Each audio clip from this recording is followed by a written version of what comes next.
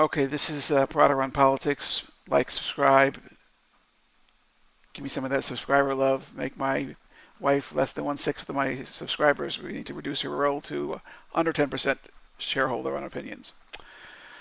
She is listening, so if you reply, remember a elegant, sophisticated lady is listening.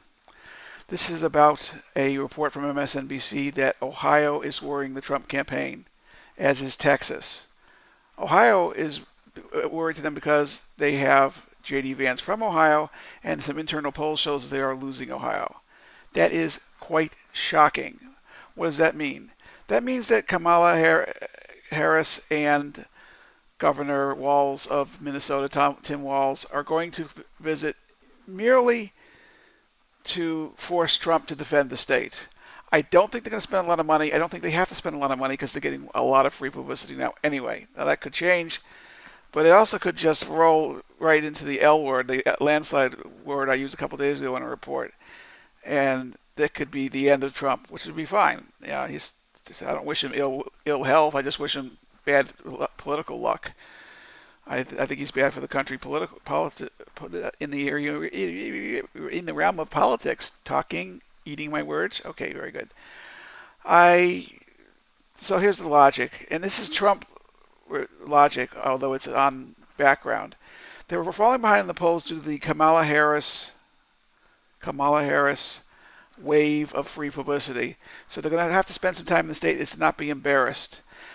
Now, Ohio was thought to be in play the last two elections. Turned out Trump won it very easily by 8%. Some of the polls, MSNBC, when they were in the polling business last election cycle, they've stopped doing their own polls because the polls were just inaccurate. Horse race polls apparently are not very accurate, which makes me wonder, why is everybody assuming that Kamala Harris is winning so much? Well, her numbers go up every poll. That's probably why everybody's assuming she's winning. It's obviously got Donald Trump ticked off because they're planning on spending time in the state. They're thinking about actually getting a bus and spending a couple days in the state or possibly a week in the state. They'll definitely, if a Harris or even a Walz barnstorm through the state drops them from a margin of error to down 4 or 5%, they will definitely come back and try and reclaim the state. And they probably will. Some of the reasoning I heard in the MSNBC report is valid. Ohioans, and I had an Ohio driver's license. I picked up baseball in Ohio. I lived there from 1970 to 1974, and I've lived there several shorter stints since there doing contracting work in the Toledo area. Ohioans are nice people. They're giving, they're generous, they're kind. They don't like Donald Trump's style. They like voting for him the past two elections, but they don't like the style. And as with a lot of America, they may be just getting tired of Trump's style. So it's not totally impossible that Ohioans have shifted and fell into the sugar high. And Harris herself has warned against getting too addicted to the sugar high because she knows the campaign's going to get harder. She wants to be perceived as an underdog, even knowing she's up 4 points in the battleground states. So what happens if Donald Trump has to spend time in Ohio? Well, one thing is he's not going to be fighting it out in Arizona, New Mexico, Wisconsin, Michigan, Pennsylvania. So it puts those states in the same categories as Georgia and North Carolina, both of which apparently are almost margin of error in Harris's favor in recent weeks. So he has to defend Ohio. There's no choice. I think that what Harris needs to worry about is spending too much time in Ohio. One trip, one rally from even Tim Walz might be enough to keep the pressure on Trump and keep him and J.D. Vance in the state. But spend too much time in Ohio and they may have the same problem. They need to focus on the states they know they can win.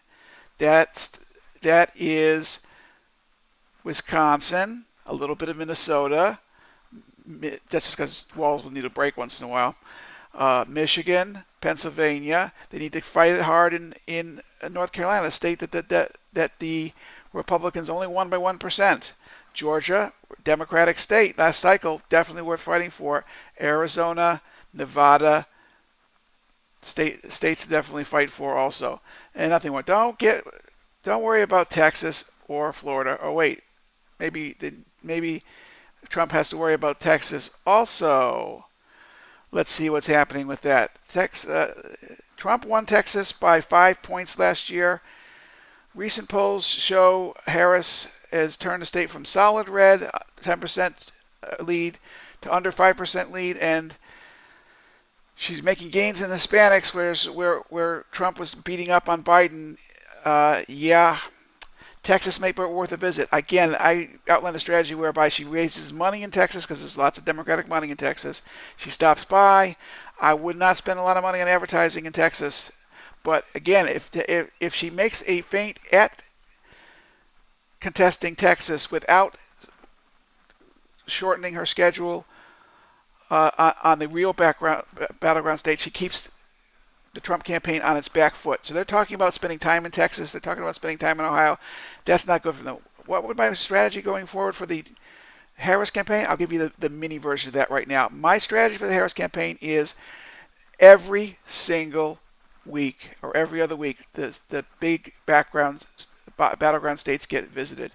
Nevada, Arizona, Georgia, North Carolina, Pennsylvania, Michigan, Wisconsin.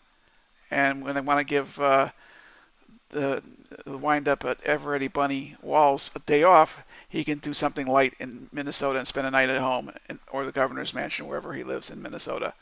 That's it. Every single week, or at least every other week, they have to be back in those states. I would not waste a lot of time on debate prep. I would make sure that Kamala memorized the issues, or simply allow there to be notes so she can refresh her memory on the issues. That'd be a great concession to Trump. Let him bring some notes. Let Kamala bring some notes or an iPad or something, and stop this memorization game. It's 59 years old, 60 years old, or 78 years old. Doesn't matter how old you are. I'm 60 years old.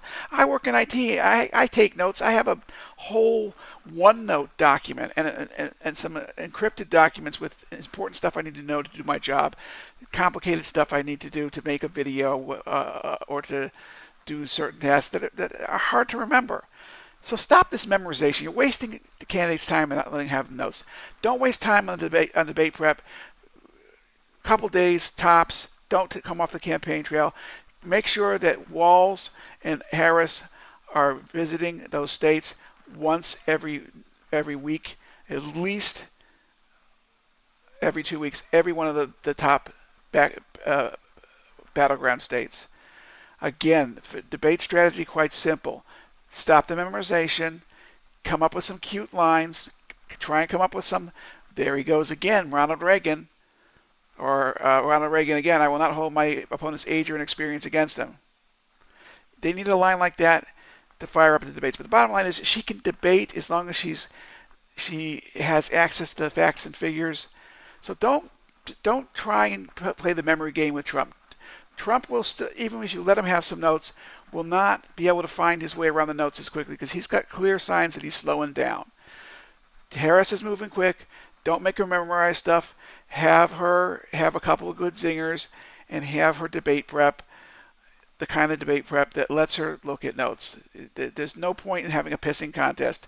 That's not something Harris can win against Trump, because he's just going to make up his own facts and make himself come off as an idiot in any debate. Anyway, he came off as an idiot against Biden. It was just Biden looking like a deer in the headlights, like he couldn't put two sentences together, which he couldn't at several points during the debate. That's what caused him to have to withdraw. So don't play the memory game. He spent 7 days because he needed to memorize stuff. No, he didn't. Allow notes at the debate. She will be able to navigate her notes faster, and it will give her an advantage, and it will lessen the possibility that she will make a mistake. Some of these old videos from 10, 15 years ago of her acting goofy, it doesn't really trouble me because it's 10, 15 years old and she's acting goofy. Policy answers, that'll be another video, but basically I changed my mind since the debate. That's all. I changed my mind since I stated this. On fracking, whatever it is, you can move away from, you can still be a progressive and still and not be in favor of ending fracking for all times. So, Trump is worried about Texas and Ohio. Well, I don't recommend putting a lot of time in those states. Stay where you're strong. I would not slow down in the 7 or 8 battleground states that I've just declared earlier in this video until you're up 10. Consistently up 10 in those polls. And that's a hard thing to do because Trump's base support is between 35 and 40%, and they are still pumped up. They're up. They're 80% juiced up for him, and Harris is 88% juiced up. So you don't. She has a bigger base. The Democrats are bigger now after the abortion decision in 2022. So there you have it. So Trump's in trouble, and he's not going to get out of it unless he starts to show discipline. He needs to stop pushing the race card. He needs to stop insulting her. He needs to stop calling a woman who clearly has brain cells that work better than his stupid. He needs to attack her on policy if he wants to win. To be clear, I am favoring Harris. I have not endorsed anybody. I have a Rand policy video that is being released on the 13th. Today I'm recording on the 12th for the 14th or the 13th. 13th. It's going to be the 13th now. And this video is coming out. I want to know what her policy on Iran. I don't want 4 more years of Biden or Obama on Iran. It's too important. It could harm too many lives. It could lead to World War III. We need a new policy in Iran, and I want to hear that from Kamala Harris. Thank you very much. Subscribe, like. Please reduce my family members to a lower percentage of my subscription. It's really embarrassing having your mother and your wife be 1/3 of your subscribers.